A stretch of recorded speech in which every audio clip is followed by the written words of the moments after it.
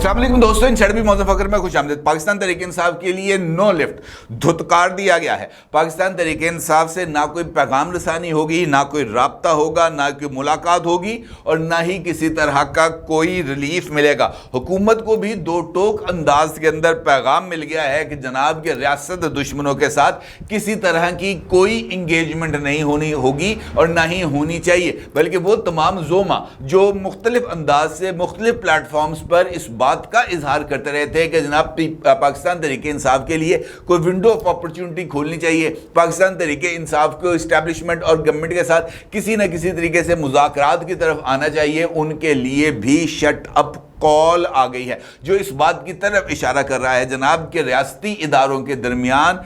बढ़ने वाली जो कशीदगी है ये कोई ना कोई गुल ज़रूर खिलाएगी। ये जो आग इस वक्त भड़क रही है, ये आग बहुत सारा जो पाकिस्तान का जो डेमोक्रेटिक स्ट्रक्चर है इसको अपनी लपेट में ज़रूर लेगा, क्योंकि जब रियासत और रियासती इदारे किसी बात का फैसला कर लेते हैं या वो बेलचक रवैये की तरफ चले जाते हैं तो ये इस बात का सबूत होता है कि कोई ना कोई अलमिया जन्म लेने जा रहा है। और इस वक्त इस्टेब्लिशमेंट और अदलिया दोनों ही एक एक पोजीशन के ऊपर खड़े हैं, दोनों के दरमियान एक डेडलॉक की कैफियत है और दोनों इदारे इस वक्त सुर्ख आंखों से एक दूसरे की तरफ देख रहे हैं। और इस मौके पर पाकिस्तान तहरीक इंसाफ पेट्रोल की बोतल लेकर दोनों के दरमियान खड़ी है और उसकी ये एक सबसे बड़ी ख्वाहिश है कि जनाब अदलिया और इस्टेब्लिशमेंट दोनों के दरमियान जो कशीदगी की आग है ये ठंडी ना हो। और जैसे ही उसको इस बात का अंदाजा होता है कि जनाब इस आग की शिद्दत में कमी आने जा रही है,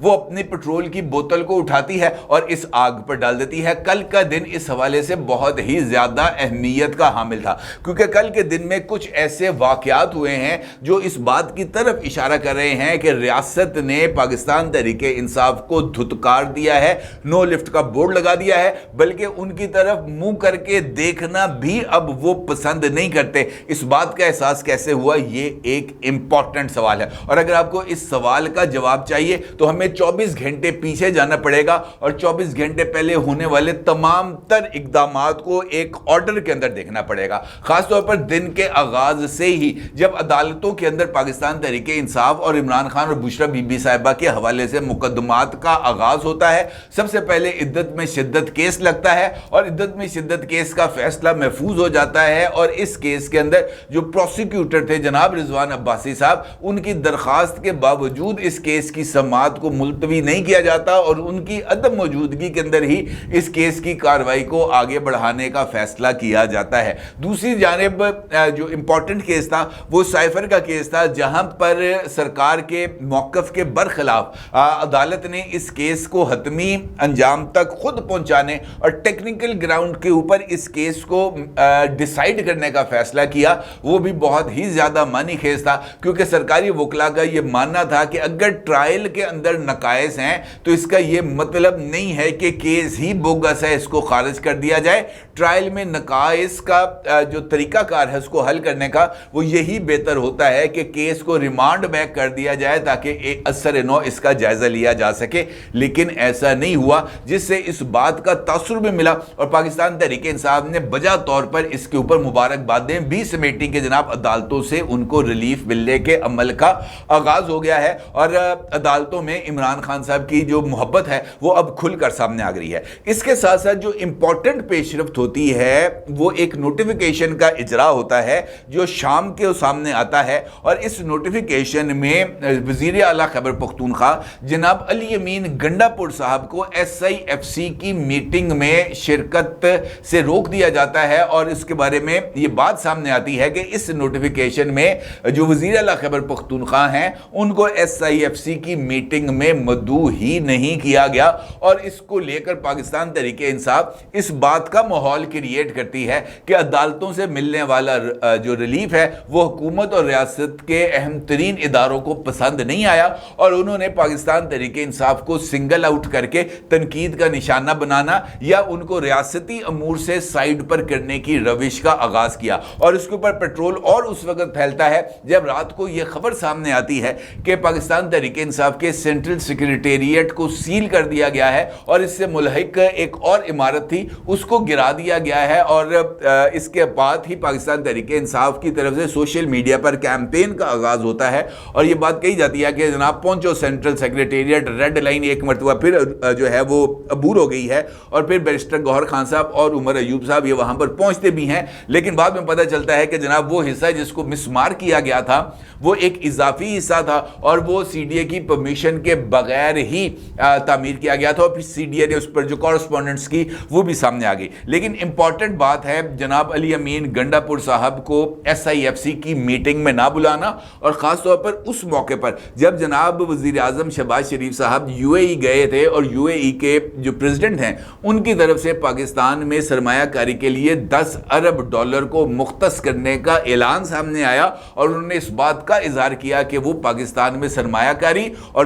کاری بھی 10 ارب ڈالر کی کرنے کے لیے تیار ہیں، اور آئی ایم ایف کے ساتھ جو یہاں پر ڈیل کے حوالے سے گفتگو ہو رہی تھی اس میں یہی نقطہ سب سے زیادہ اہمیت کا حامل تھا کہ پاکستان نے اگلے سال کے دوران جو قرض ادا کرنا ہے اس کا مجموعی والیوم تقریباً 9 بلین ڈالر ہے، اور یہ 9 بلین ڈالر کہاں سے آئے گا؟ یو اے ای کی طرف سے سرمایہ کاری کے اعلان نے ان خدشات کو بھی دور کر دیا ہے اور اس بات کا اظہار بھی کر دیا ہے کہ پاکستان کے ڈیفالٹ کے امکانات اب نہ صرف ختم ہو گئے ہیں بلکہ وہ جو انویسٹمنٹ پاکستان میں آئے گی اس کے نتیجے میں پاکستان اپنا یہ جو قرض ہے وہ ادا کر پائے گا، اور اس کے نتیجے میں جو اکنامک ایکٹیویٹیز ہیں وہ بھی آگے چلیں گی۔ خیر، لیکن امپورٹنٹ بات یہ ہے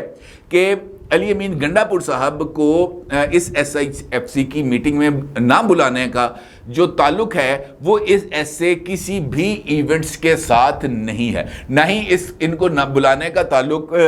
کل ہونے والی عدالتی کارروائیوں سے ہے، اور نہ ہی اس کا تعلق پاکستان تحریک انصاف کے سینٹرل سیکریٹریٹ کو گرائے جانے اور اس کو سیل کرنے سے ہے، بلکہ اس کا تعلق پاکستان تحریک انصاف کی طرف سے چلائی جانے والی ایک میڈیا کیمپین سے ہے جو بہت ہی زیادہ خطرناک تھی، اور پاکستان تحریک انصاف کے آفیشیل ایکس اکاؤنٹ کے اوپر اس حوالے سے ایک نہیں 2 پوسٹ کی گئی ہیں جس میں چیف آف آرمی سٹاف کا جو تصویر ہے اس کو لگا کر ایس آئی ایف سی کے پلیٹ فارم کو متنازع بنانے کی کوشش کی گئی ہے، اور ان پوسٹ میں اس بات کا اظہار کیا گیا ہے کہ ایس آئی ایف سی کا پلیٹ فارم بننے ہوئے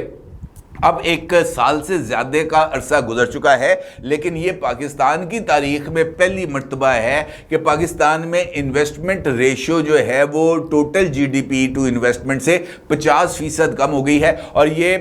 جو ہے پاکستان کی 50 سالہ تاریخ میں پہلی مرتبہ ہوا ہے کہ فورن انویسٹمنٹ کی ریشو میں اس حد تک کمی آئی ہے، اور اس نقطے کو پاکستان تحریک انصاف نے اپنی سوشل میڈیا کی کیمپین کا حصہ بھی بنایا، اور اس کا ملبہ chief of army staff general Asim Munir صاحب پر گرانے کی کوشش کی۔ اس پر بس نہیں کیا گیا، پہلے تو یہ ایک پوسٹ لگائی گئی اور پھر اس کے کچھ دیر کے بعد ایک اور پوسٹ لگائی گئی اور اس میں پہلے سے زیادہ شدت کا اظہار کیا گیا، اور اس مرتبہ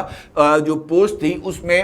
chief of army staff general Asim Munir صاحب کی تصویر کے ساتھ ساتھ D G I S P R lieutenant general Ahmed Sharif کی بھی تصویر کو لگایا گیا، اور دونوں کے اوپر اس بات کی ذمہ داری عائد کرنے کی کوشش کی گئی کہ ایک بندہ ایس آئی ایف سی کے پلیٹ فارم کو تشکیل دیتا ہے جو کہ ماورائے آئین ہے۔ اس میں اس بات کا ذکر کیا گیا ہے ان پوسٹ کے اندر کہ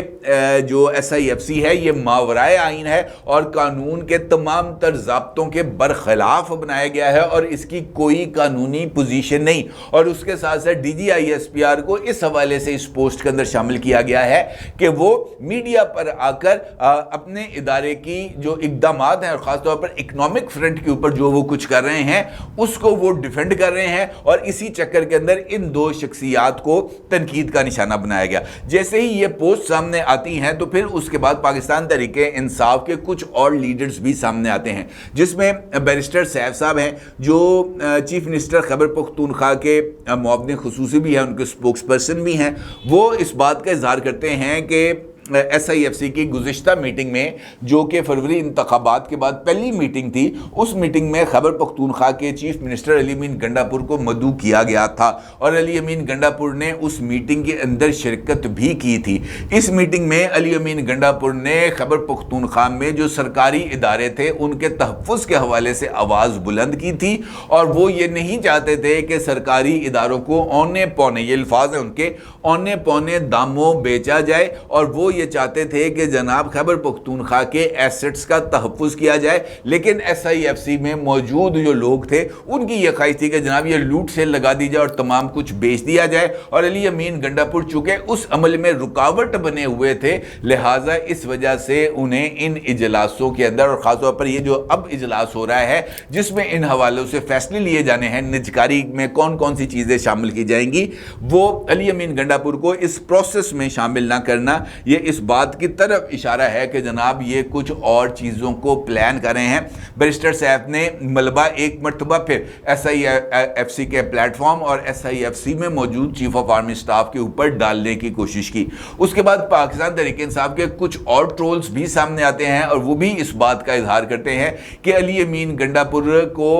جو ہے وہ نہ بلانا وہ اس بات کی طرف اشارہ کرتا ہے کہ پاکستان تحریک انصاف کی موجودہ سسٹم کے میں جو قبولیت ہے وہ زیرو ہو چکی ہے، اور یہ جو لڑائی ہے یہ اب فیصلہ کن مرحلے میں داخل ہو چکی ہے۔ اور میرا یہ خیال ہے کہ پاکستان تحریک انصاف کے جو ٹرولز جنہوں نے اس بات کا اظہار کیا ہے وہ بالکل درست ہے۔ یہ بات 100% موجود ہے، بلکہ 100% کنفرم ہے کہ پاکستان تحریک انصاف کے لیے موجودہ سسٹم کے اندر کسی طرح کی کوئی گنجائش نہیں ہے، اور اب تو علی امین گنڈاپور کو نہ بلانے کا مطلب علی امین گنڈاپور سمیت پاکستان تحریک انصاف کے مینڈیٹ کو تسلیم نہ کرنے کے مترادف ہے، اور ان کو یہ بات کا پیغام دے دیا گیا ہے کہ جناب اس سسٹم میں آپ کو اپنے ساتھ کھڑا کرنا تو دور کی بات ہے، ہم آپ کو اپنے ساتھ بٹھانے کے لیے یا آپ کو آپ کی صورت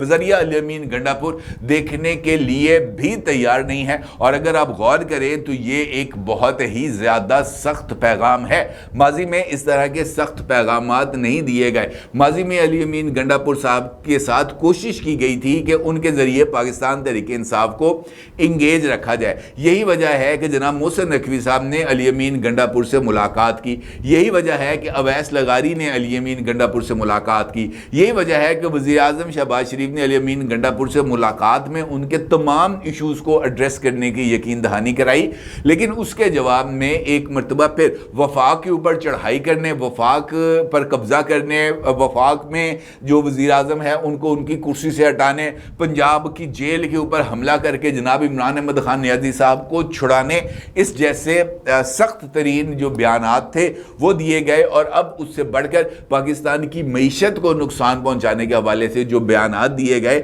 اور سعودی عرب کے حوالے سے جس طریقے سے شیر افضل مروت صاحب کی طرف سے بیان دیے گئے، اسٹیبلشمنٹ نے اس کا نہ صرف سخت ترین نوٹس لیا ہے بلکہ میرا یہ ماننا ہے کہ اپنے رویے سے اس بات کا پیغام بھی دیا ہے کہ جناب آپ کی ہمیں کسی طرح کی کوئی ضرورت نہیں ہے۔ وہ جس طرح نہیں کہتے لوگ جب بچہ بہت زیادہ ضد کر کے یا بہت زیادہ اتھرا ہو جاتا ہے، چل تو اپنے کام نال کام رکھ، وہ اس کو اگنور کرنا شروع کر دیتے ہیں، ٹوٹلی اگنور مارتے ہیں۔ اور اس وقت مجھے اس طرح لگتا ہے جیسے پاکستان کی اسٹیبلشمنٹ نے بھی پاکستان تحریک انصاف اور عمران خان کو بالکل ہی اگنور کر دیا ہے، اور وہ ان پر کسی طرح کی کوئی توجہ دینے یا ان کی بات پر کسی طرح کا رسپانس دینے کے لائق بھی نہیں سمجھ رہے۔ اور اب یہ تمام کی تمام سچویشن اور زیادہ کلیئرٹی کے ساتھ سامنے آتی ہے کہ عمران خان صاحب اتنے اتاولے کیوں ہو رہے ہیں، وہ کیوں جو ہے وہ ایک موومنٹ چلانے کی کوشش کر رہے ہیں، وہ کیوں لوگوں کو تیار رہنے کی بار بار آرڈرز پاس کر رہے ہیں، وہ کیوں اس بات کا اظہار کر رہے ہیں کہ جناب انف از انف، وہ کیوں اس بات کا اظہار کر رہے ہیں کہ جناب گلی کوچوں کے اندر اب لڑائی ہوگی۔ وہ صرف اور صرف اس وجہ سے کر رہے ہیں کہ ماضی میں ان کی خواہشات کے مطابق ان کے ساتھ بات چیت نہیں ہوئی،